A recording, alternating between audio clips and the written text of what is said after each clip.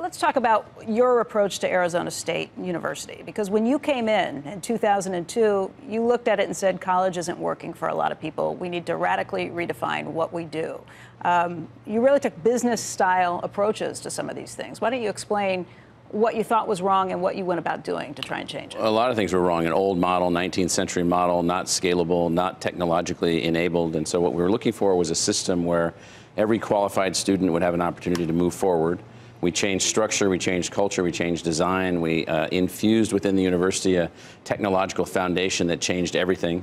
We've doubled our four-year graduation rate. We've tremendously enhanced access to the institution, expanded our research activities by a factor of 5. A way to look at this, we produce 3 times the number of graduates at 5 times the level of diversity and do 5 times the level of research with a faculty of the same size. So we changed the entire effectiveness of the operation. How'd you do that, though? I mean, people always say it was business-style changes, but what does that mean specifically? Well, it means we started looking at our main product, which is our student, and how can we enhance that product, enhance the efficiency of producing that student? How can we inject technology as an underpinning? We took 200 companies and then integrated them into what we're doing in our learning platform. That then enabled us to do a lot of things. We lowered costs of production. We lowered the means of failure, all those things. The companies that you've integrated, are you talking about technological advances? Yeah, 200 ed tech companies, right. And doing what? Teaching classes online? Or no, it's more tools. It's analytic tools, big data analytics. It's enhanced learning systems. We have what we call adaptive learning systems. So you can come in now from any family background. You're capable, you're qualified, you're ready to move forward. And now you can take a math class which will individually teach you, be your individual tutor as an intelligent tutor. We've built dozens and dozens of classes like that, and then thousands of tools, and then spread those out across the university. That now allows kids to move through more quickly, double major, triple major, learn 2 languages while they're doing everything else. And so and then make that available at scale. That's our other thing. If you can't enhance the scale of the educational enterprises in the country, we've got no chance of meeting demand. And so we've tried to change all of our production functions. Can I ask you, a decade from now, how many universities do you think there'll actually be? The reason I ask is, given the work that you're doing, and given the work that, and there's only another handful of universities doing the work, even endeavoring to do what you're doing, but you could imagine a day where you don't actually need nearly the same the same number of universities, and it actually changes the economics of all of this. The university infrastructure? Yep. Yeah, I mean, there's thousands of colleges and universities. It's a funny sector, so all the original institutions still exist hundreds of years later. So what we have are 4 or 5 different types of institutions. Each of the types will exist. There'll be some shrinkage in each of those types.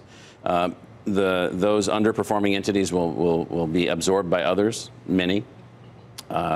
We absorbed one recently where we took the Thunderbird School of Global Management and integrated that into our institution. And then new forms will evolve. We're basically an emerging new form. Purdue University is another one that sort of jumped off the cliff with us.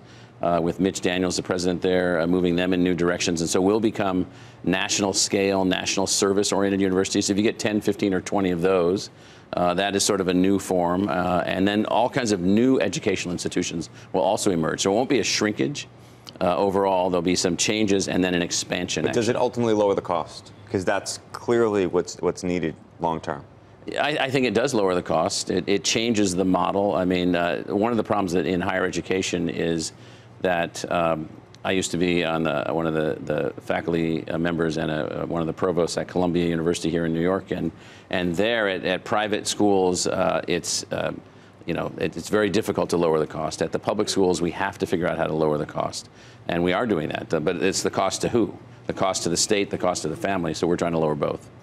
A huge part of the reason that institutions have been able to continue at this pace is that there's just an ever-growing market. More people in the United States are going to college. We are taking more people internationally. 1 million foreign students, right? Right. What point do you think we stop to see a growing market? Maybe that's when change gets forced. You know, it's not likely. I think what's actually going to happen is that educational content will expand in terms of demand. We just trademarked the term universal learner. That term and other things around it means that you'll be in and out of college or in and out of learning experiences your entire life. And so we actually see that as an expansion opportunity. What's your perspective on the student debt problem? We've talked about it frequently here on the air. Yeah, it is a problem. The real problem is not debt. The real problem is completion. And not getting out. Not finishing. So if you finish with a little debt, you're fine. You'll be able to manage your way through that in most cases. If you finish, if you have debt and don't finish, you have a huge problem. More than half the people that have gone to college in the United States since 1980 never graduated. It's a terrible, terrible situation. It's a completion crisis, not a debt crisis. You've improved your completion statistics at ASU. Yes, doubled our 4-year graduation rate across all demographics. What's the key? Why do people not finish? People don't finish because the system is too narrow, and there's not enough tolerance for the complete variability in our society. Michael, we had a story on CNBC.com this week that talked about college endowments and how they overall are pretty lousy when it comes to trying to beat the market performance. They underperform drastically. What do you say to that? You know, when you're trying to run an institution that you want to last for 1,000 years or longer, which some universities have, your logic in approaching the endowment business is different. You take very long-term, low-risk steps and strategies, and so it's just the length of the performance outcome that you're looking for. But if you're paying more for a performance that lags the S&P 500 over 10 or 20 or 30 years, why not just put it in an S&P index? Yeah, because you have to look at it over 100 years or 150 years or 200 years. When I was at Columbia, I remember looking at endowment documents, reading them that were written in the Civil War, and going through the letters trying to decide if we could do what we wanted to do with the money that had been given by somebody in 1863.